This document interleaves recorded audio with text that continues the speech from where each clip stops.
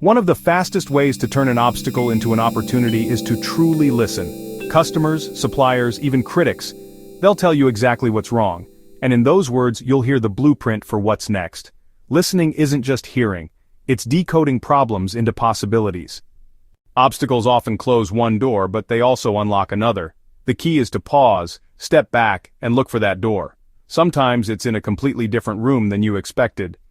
The road to success is full of detours, storms, and roadblocks. The question isn't, will you face obstacles? It's what will you do with them?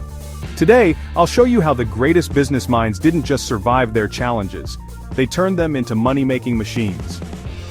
The journey of building a business is often painted as a straight line to success. We see the final victory, the celebrated launch, the soaring profits.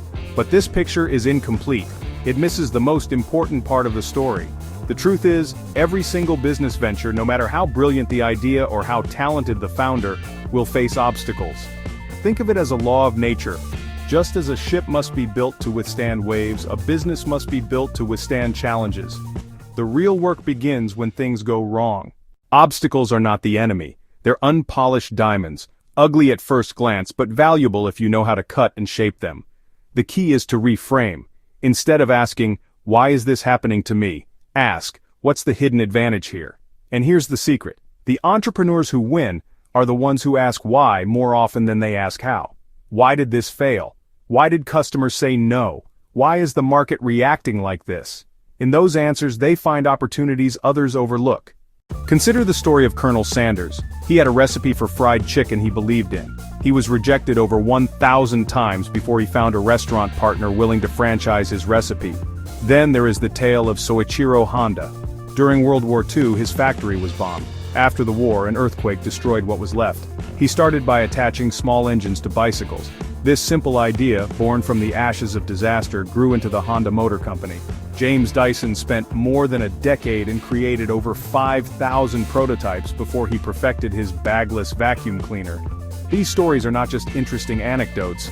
They are proof of a fundamental principle. Persistence is a simple concept with profound implications. At its core, it is the act of continuing firmly in a course of action in spite of difficulty. It is about the small, consistent, and often unglamorous actions you take day after day, especially on the days you do not feel like it. Persistence is the great equalizer. A person with moderate talent but high persistence will almost always outperform a person with high talent but low persistence. Furthermore, persistence sends a powerful signal to everyone around you. The first step is to connect deeply with your why. Your purpose is the fuel for your persistence. Write it down. Put it somewhere you can see it every day.